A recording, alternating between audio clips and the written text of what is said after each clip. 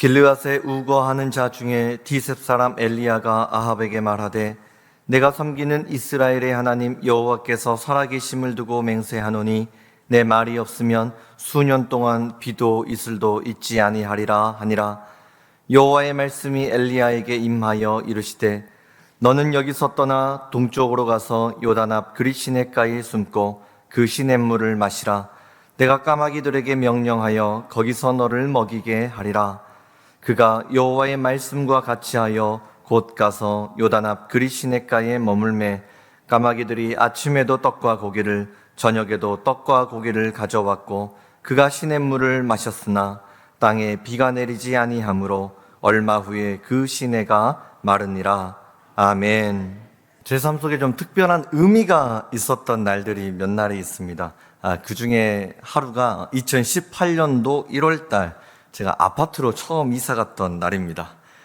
천국 가기 전에 나도 아파트 한번 살아볼 수 있을까? 이런 막연한 그런 생각이 있었는데 그 꿈이 2018년도 1월달에 이루어졌습니다. 준공된 지 한 28년 정도 지난 좀 낡은 아파트였지만 그래도 너무 감사했습니다. 아내와 대화를 하다가 여보, 우리가 반지하 8평 그 곰팡이 있었던 집에서 살았는데 신혼집을 그렇게 출발을 했는데 하나님이 이렇게 좋은 집을 주셔서 너무너무 감사하지 않아?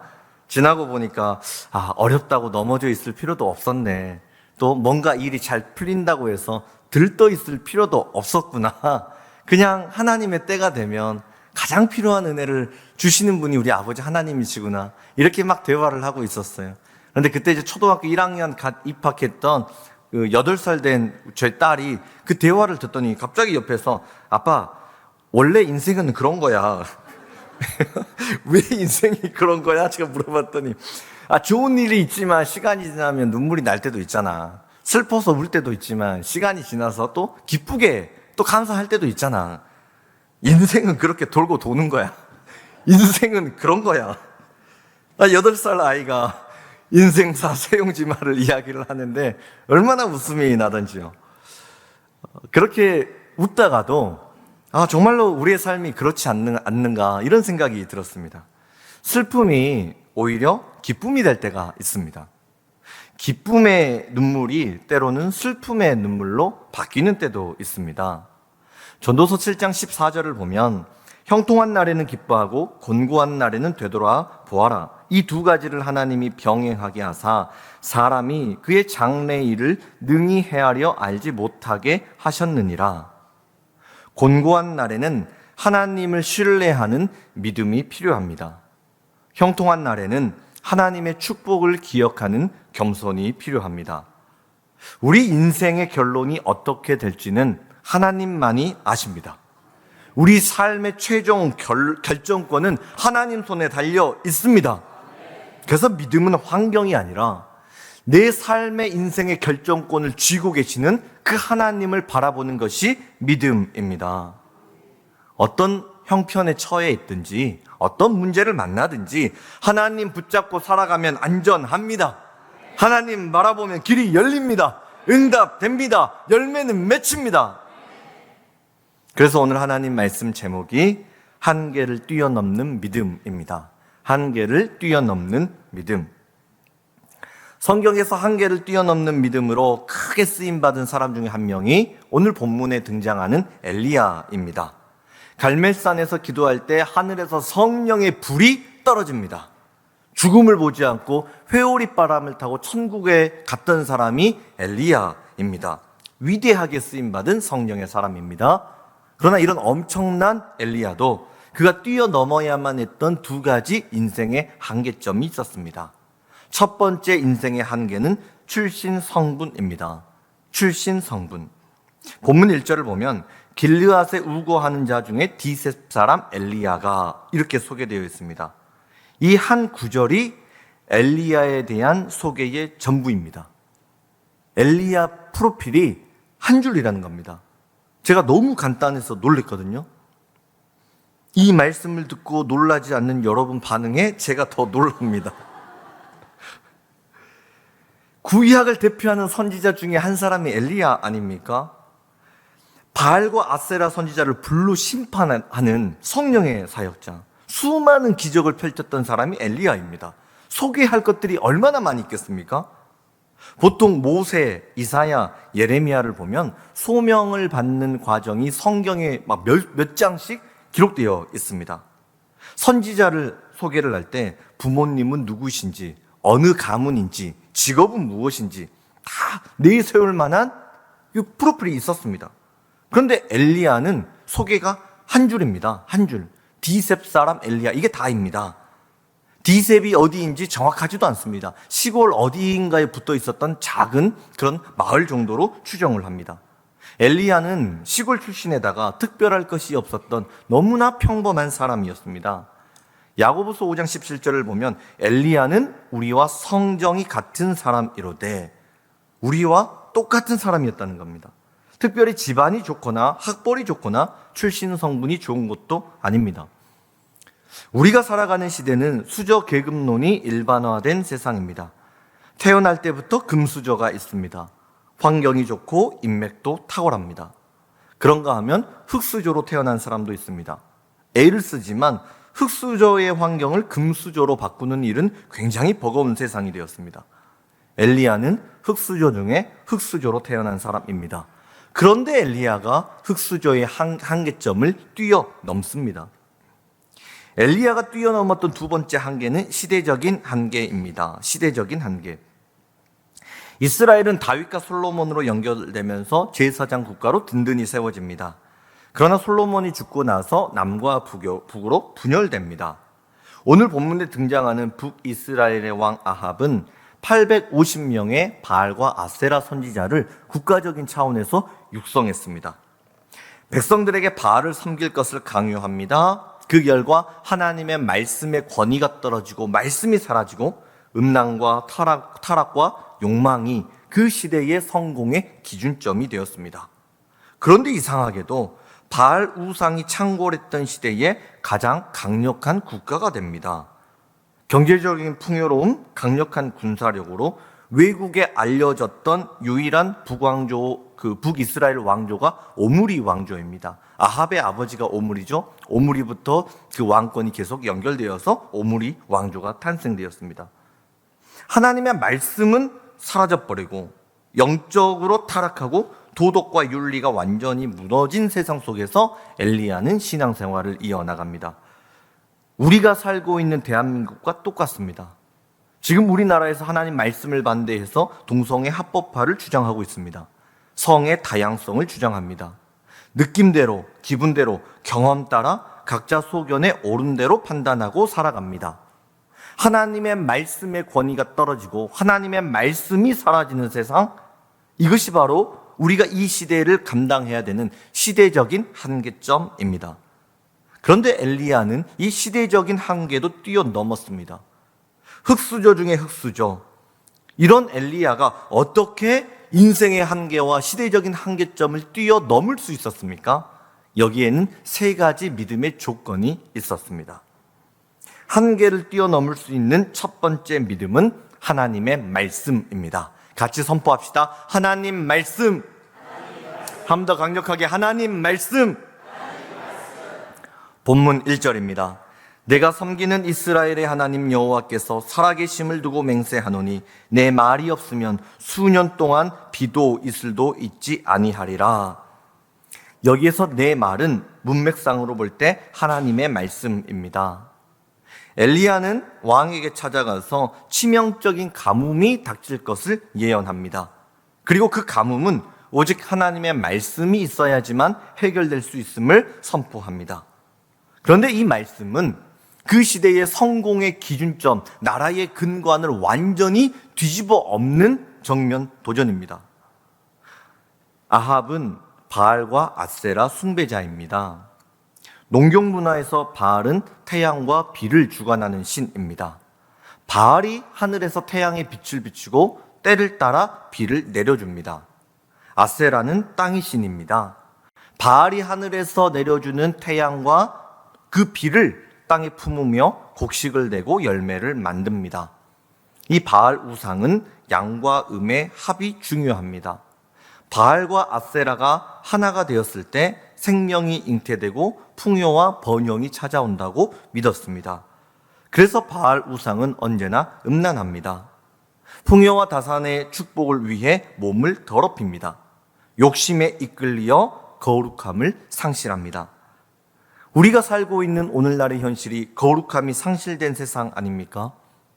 이 풍요와 다산을 바라는 바알 우상이 이 시대에도 여전히 존재합니다. 우리가 뉴스를 보면 불륜, 부정부패, 뇌물, 마약, 각자 욕심에 이끌려서 살아갑니다. 내가 원하는 것을 얻기 위해서라면 수단과 방법을 가리지 않는 세상이 되었습니다. 아합 왕은 풍요와 다산의 축복을 위해 바알 우상 붙잡고 살아갑니다. 그런데도 농사를 지으면 풍년이 되고 외적으로 보면 부족할 것이 없는 세상입니다. 이러한 상황 속에서 엘리야가 왕을 찾아가서 선포합니다. 왕이시여, 비를 주관하는 분은 하나님이십니다. 하나님이 허락지 않으면 이슬조차 내리지 않습니다.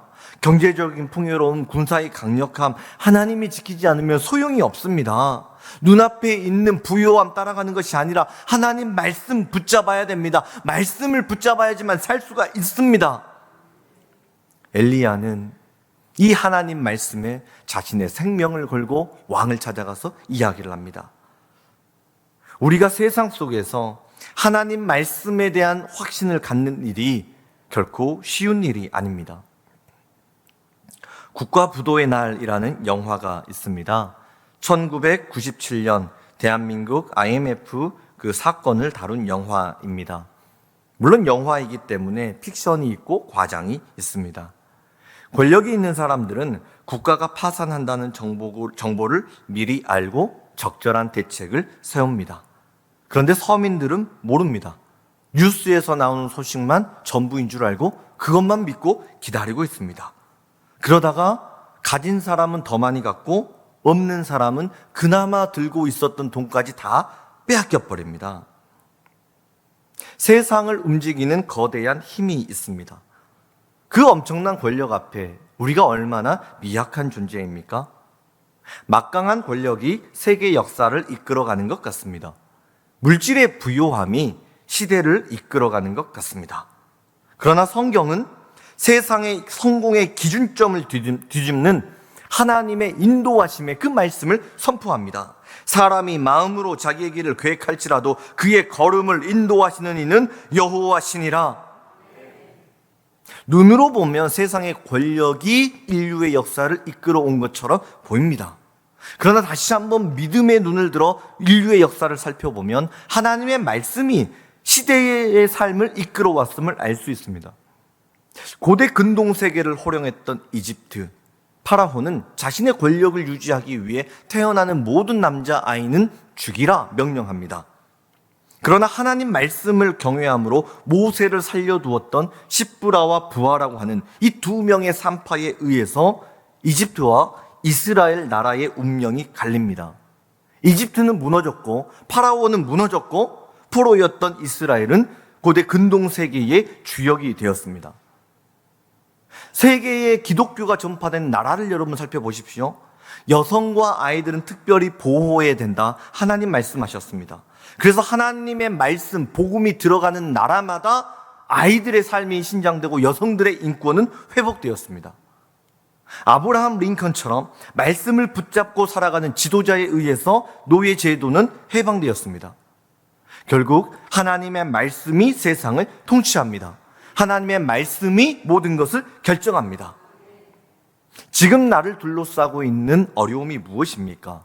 육신의 질병, 물질의 어려움, 관계의 어려움.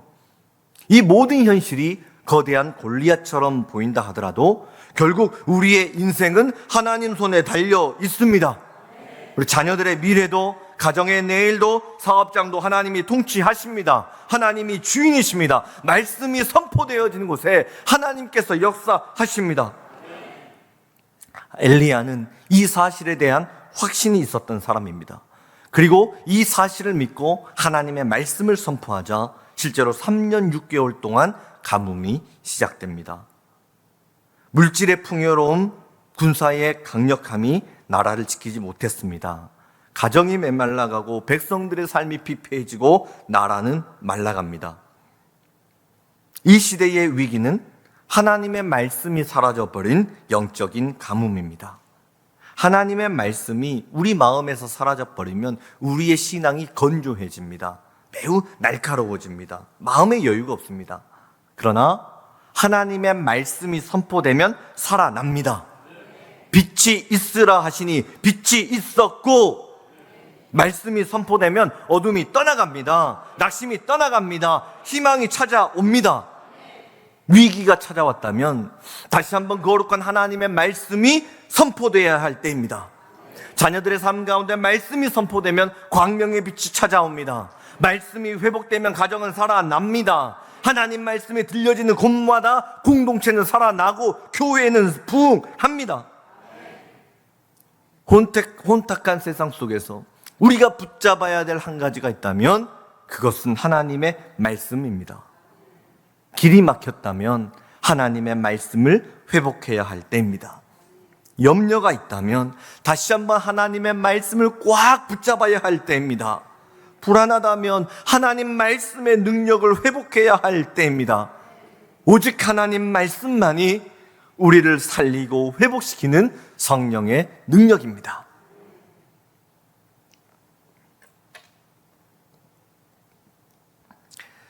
한계를 뛰어넘는 두 번째 믿음은 매일 은혜를 경험하라입니다. 우리 같이 선포합시다. 매일 은혜를 경험하라.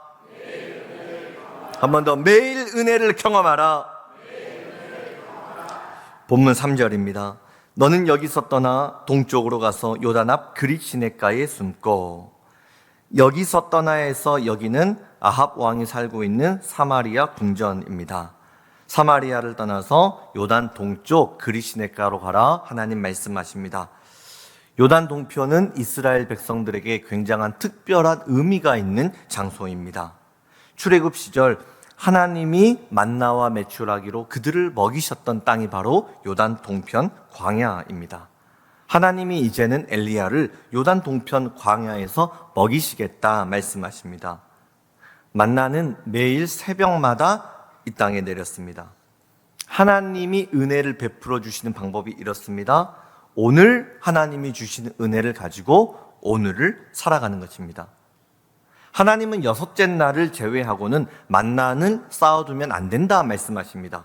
그날 먹을 만나는 그날 새벽에 일어나서 거두어라 말씀하셨습니다.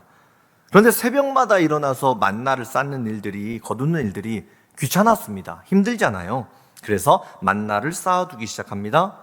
그러자 어떻게 됩니까? 쌓아둔 만나에서 벌레가 생깁니다. 매일 하나님의 은혜를 경험하지 못하면 만나에 벌레가 생긴 것처럼 영적인 문제가 발생합니다. 제가 목사 안수를 받고 정말 많은 은혜를 받았습니다. 하나님이 막 기름 부어 주셔서 이렇게 부족한 사람을 목회자로 부르셨다는 사실에 너무 큰 감격이 있었습니다. 그래서 예배를 드릴 때마다 울었던 기억이 있습니다. 새벽이든 수요일이든 금요일이든 주일이든 예배만 드리면 막 눈물이 펑펑 쏟아졌습니다. 그런데 그게 한 1, 2년 정도 지나다 보니까 익숙해지더라고요. 눈물도 말라버리더라고요. 이 영성이 무뎌지니까 제가 습관에 따라서 예배를 드리기 시작했습니다. 그런 일들이 한 번, 두 번 계속 반복이 되다가 근데 예배를 드리는데 그때부터는 설교가 들리지가 않습니다. 이게 머릿속으로 다른 생각을 하면서 듣는 거죠. 예배 시간에 앉아서 앞은 보고 있습니다. 교육자이기 때문에 자세는 바르게 있는데 근데 머리는 오후에 뭐 하지? 이번 주에 신방 뭐 해야 되지? 예배 사역이 뭘 기억해야 되지? 그런 다른 생각을 하면서 예배를 드립니다. 그런데 참 희한한 것은 그래도 하나님이 살려는 주셨습니다. 은혜는 주셨습니다. 귀가 열려 있으니까 스쳐 지나가는 한마디 한마디가 이상하게 마음에 남았습니다. 그래서 은혜도 받고 영적인 반성도 많이 했습니다. 내가 이러면 안 되는데, 이러면 안 되는데. 그런데 제가 영성을 새롭게 하지 않으니까 예배를 드리고 나서 예배당을 나가고 나면 가슴이 뛰지를 않습니다. 말씀을 들었는데 하나님이 이번 주간에 새 일을 행하신다. 이것에 대한 기대감이 없는 겁니다. 하나님에 대한 기대감이 사라지니까 저희의 생각이 굉장히 많아지더라고요. 여러 가지 것들을 막 계획을 세우는데 교만이 싹 듭니다. 기획안을 만들고 여러 가지 이벤트를 만들어 놓으니까 잘할 것 같은 이런 생각들이 막 생겨났습니다. 말씀을 묵상하지 않았어요. 그런데 설교할 수 있을 것 같은 자신감이 생겼습니다. 기도로 사역을 준비하지 않았어요. 그러나 짧은 새치 혀를 가지고 사람들에게 도전을 줄 수 있을 것 같은 그런 교만이 찾아오기 시작했습니다. 만나에 벌레가 생긴 것처럼 영적인 벌레가 생겨난 것입니다. 매일 영적인 만나를 먹지 않으면 시험에 빠집니다. 유명한 명품 가방들이 얼마나 많이 있습니까? 명품일수록 짝퉁도 많이 생겨납니다. 요즘은 짝퉁 가방을 얼마나 잘 만드는지 겉으로 보면 이게 진짜인지 가품인지 구별이 안 됩니다. 전문가가 아니고서는 찾아내기가 굉장히 어렵죠? 겉으로 보기에는 아무 차이가 없어요. 그런데 진품과 가품의 가격 차이는 하늘과 땅의 차이입니다. 신앙생활도 마찬가지입니다.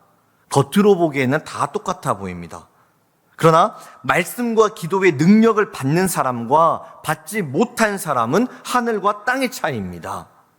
하나님의 은혜를 받지 못해버리면 내 힘으로 내 일을 열어가야 됩니다. 그러나 하나님의 은혜가 충만히 임하면 내 능력이 아니라 하나님의 능력만큼 내 일의 미래가 열려지게 됩니다. 차원이 다른 인생을 살 수 있습니다. 우리가 왜 지난주에 예본 목회 컨퍼런스를 진행했습니까? 10월 달부터 오후 예배를 왜 구역 모임을 새롭게 하는 이런 예배로 세팅해서 진행을 합니까? 다니엘 세일의 기도회를 우리가 왜 준비하고 있습니까? 다시 하나님의 은혜를 회복하기 위한 몸부림입니다. 하나님의 은혜로 내 심령을 깨우고 가정을 깨우고 잠들었던 영성을 좀 깨워보기 위한 그 영적인 몸부림을 우리가 치는 것 아닙니까?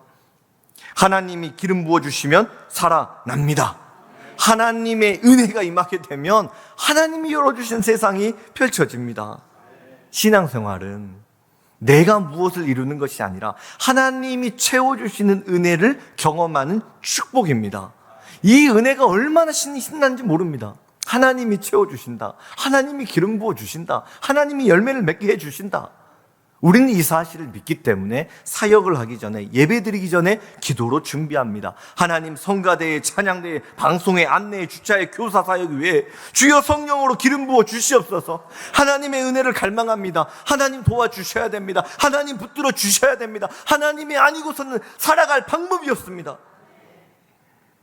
이스라엘 백성들이 광야에 살 때는 만나를 먹으며 하나님만 의지했습니다. 새벽에 만나로 채워주신 하나님, 오늘 하루 우리 자녀들의 삶을 지켜주옵소서. 오늘 하루 우리의 발걸음을 지켜주옵소서. 그런데 요단강을 건너와서는 자꾸만 자기의 힘으로 먹으려고 합니다. 사람을 의지하고 세상 따라가려고 합니다. 하나님은 엘리야를 다시 요단 동쪽으로 보내십니다. 하나님의 은혜를 경험할 수 있는 것, 하나님의 은혜가 아니고서는 하루도 살 수 없었던 그 광야로 보내십니다. 엘리야야, 매일 하나님 은혜로 충만해져야 된다.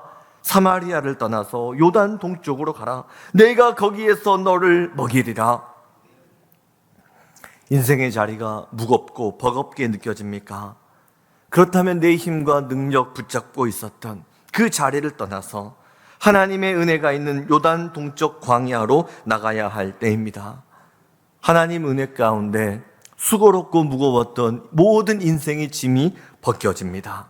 그 은혜를 주시기 위해 하나님이 이 시간 다시 한번 은혜의 자리, 말씀의 자리, 복음의 자리로 우리를 초대하십니다. 하나님의 은혜를 누렸던 찬양의 자리, 하나님의 능력을 맛보았던 사역의 자리, 하나님을 뜨겁게 교제했던 기도의 자리, 천국의 은혜가 펼쳐지는 예배의 자리, 하나님께 나아가면, 은혜의 자리로 나아가면 아버지 하나님 책임져 주십니다. 이제 마지막으로 한계를 뛰어넘는 세 번째 믿음은 하나님만 의지하는 것입니다. 우리 선포합시다. 하나님만 의지하기. 한 번 더 하나님만 의지하기. 본문 5절과 6절입니다. 그가 여호와의 말씀과 같이 하여 곧 가서 요단 앞 그리시네가에 머물매 까마귀들이 아침에도 떡과 고기를, 저녁에도 떡과 고기를 가져왔고, 하나님은 엘리야를 그릿 시냇가로 보내셨습니다. 그릿이라고 하는 단어에는 단절되다, 잘라내다 이런 뜻을 가지고 있습니다. 하나님은 엘리야를 세상과는 단절된 장소로 보내십니다. 그리고 그 단절된 장소에서 엘리야 마음 가운데 있었던 여러 가지 복잡한 감정들을 잘라내는 훈련을 하십니다. 엘리야, 하나님 말씀에 순종해서 왕에게 말씀을 선포합니다. 그러자 아합 왕이 엘리야를 죽이려고 합니다. 말씀에 순종했는데 어려움을 당합니다. 하나님, 순종했는데 왜 어려움을 주십니까? 엘리야 마음 가운데 원망이 있을 수 있습니다.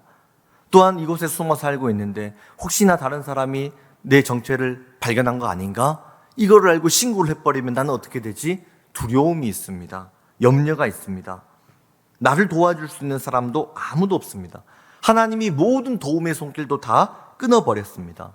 왜 그렇습니까? 엘리야야, 너 마음에 있는 염려, 근심, 두려움, 내일에 대한 어떤 막연함, 모든 것들 다 잘라버리고 하나님만 의지해라. 하나님이 책임지신다. 하나님이 너의 인생을 인도해 주신다.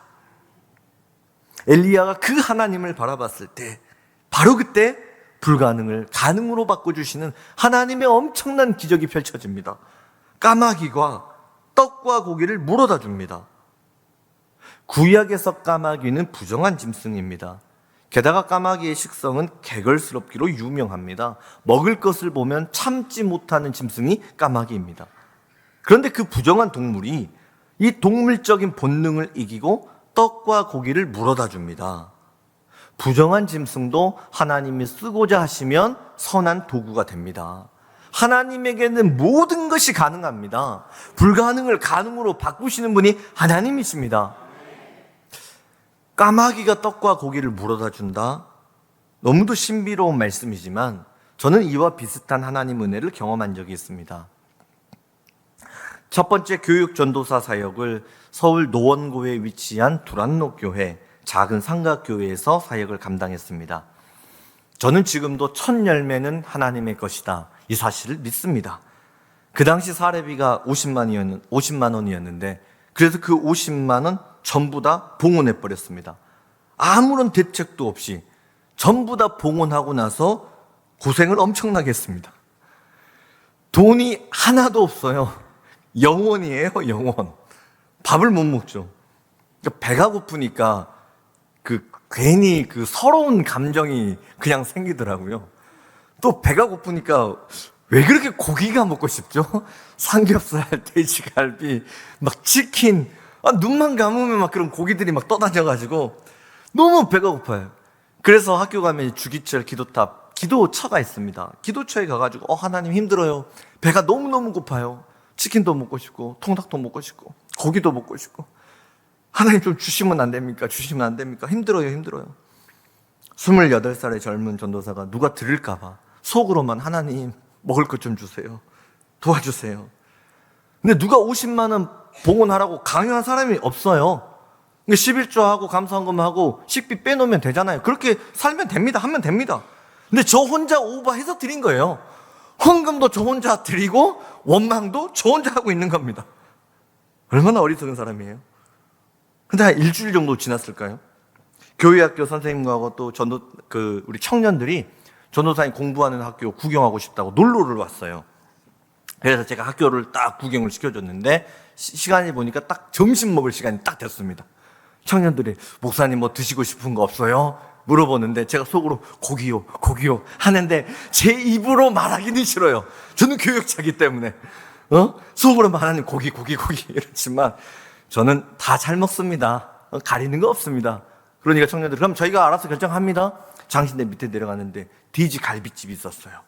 갈비집으로 들어가가지고 돼지 양념갈비를 사주는 거예요. 저는 사달라는 말 안 했는데 돼지 갈비를 먹는데 너무너무 맛있는 거예요. 너무너무 맛있는 거예요. 야, 맛있다. 맛있게 먹고 나서 제가 한 가지 사실을 확신했습니다. 나를 먹이시는 분은 하나님이시구나. 하나님은 이 시대에도 주님의 백성들을 먹여주시는 거구나. 그 사실을 딱 경험하고 나서 그 믿음의 확신이 제 마음에 빡 들어와 버렸어요. 그 믿음의 확신. 하나님이 나를 먹이신다. 하나님이 나를 책임져 주신다. 이 믿음의 확신이 지금까지 제 인생을 얼마나 견고하게 붙들어 주는지 모릅니다. 하나님이 먹이시고 책임져 주신다. 이 사실을 믿기 때문에 믿음으로 꿈꾸고 도전하는데 주저함이 없습니다. 지금도 물질적인 여유는 없습니다.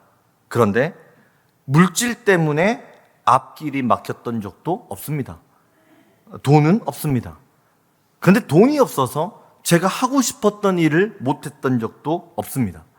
너무도 신기하게 때가 되면 하나님이 까마귀를 통해서라도 열어주십니다.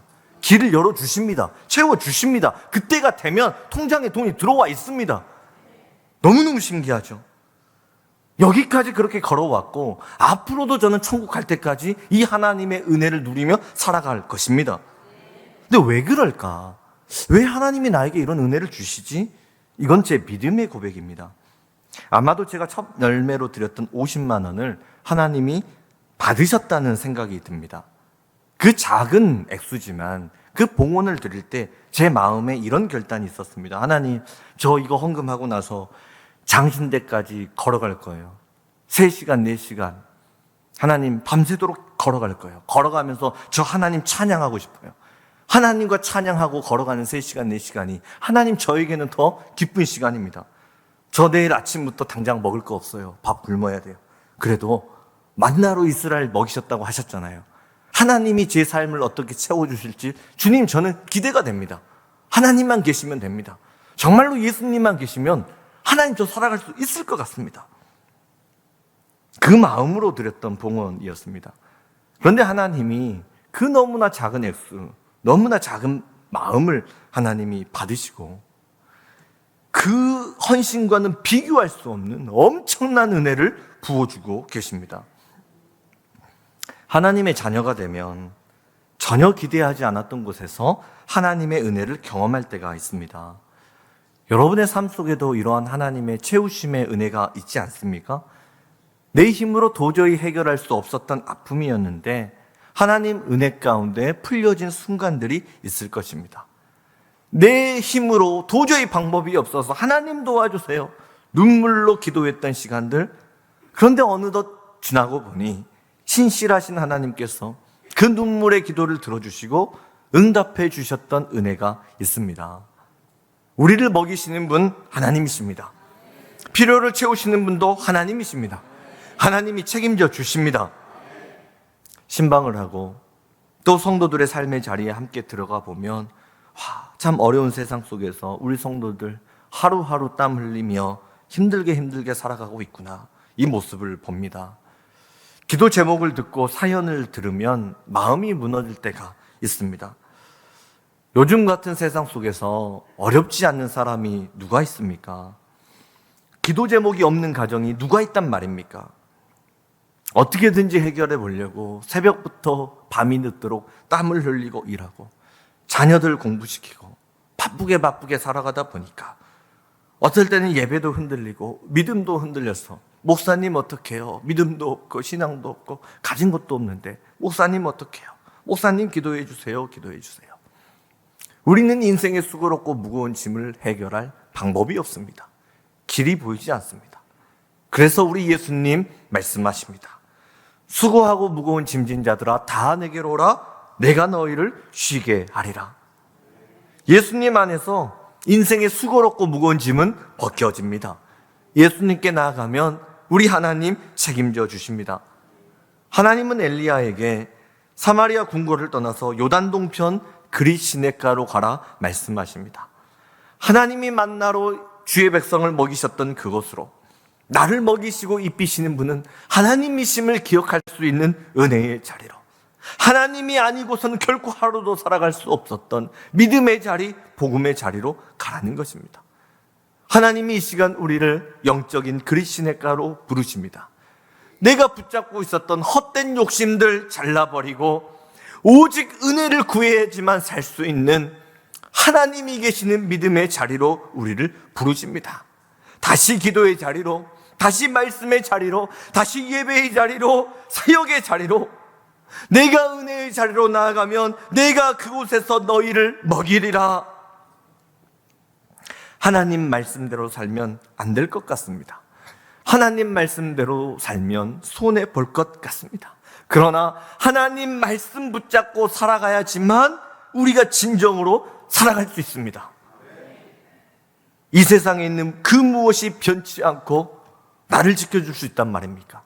세상에 어떤 것이 흔들리지 않고 우리의 자녀들을 지켜줄 수 있단 말입니까? 모든 것은 시간이 지나면 상하고 변하고 흔들려 갑니다. 그러나 영원토록 변치 않는 유일한 한 가지 사실은 십자가에 달려 죽기까지 날 사랑해 주셨던 예수 그리스도 십자가의 은혜, 매일 새벽마다 우리에게 부활의 생명의 은혜를 주시고 하루하루의 삶을 붙들어 주시는 하나님의 은혜만이 영원히 변치 않는 영원한 가치입니다. 지금은 다시 한번 하나님께 돌아가야 할 때입니다. 말씀을 회복해야 할 때입니다. 은혜를 회복해야 할 때입니다. 하나님께 돌아가면 살아납니다. 회복됩니다. 지금 여러분이 살고 있는 삶의 자리는 어디입니까? 기도하겠습니다. 하나님, 한계를 뛰어넘는 믿음을 다시 한번 깨닫게 하시니 감사합니다. 다시 하나님께 돌아가겠습니다. 말씀 붙들고 살겠습니다. 기도의 자리로 돌아가겠습니다. 은혜의 자리로 돌아가겠습니다. 예수 십자가 그늘 아래로 나아갑니다. 주여 우리를 붙들어 주시옵소서. 하나님, 우리의 믿음 없음을 긍휼히 여겨주시고 하나님의 능력의 손으로 우리 한 사람 한 사람을 붙들어 주시옵소서. 믿음 가운데, 말씀 가운데, 십자가 은혜 가운데 든든히 서게 하여 주시옵소서. 하나님의 채워주시는 은혜가 매일매일 우리 성도들의 모든 삶의 자리 가운데 넘치게 하여 주옵소서. 이 모든 말씀 예수님 이름으로 기도드립니다. 아멘.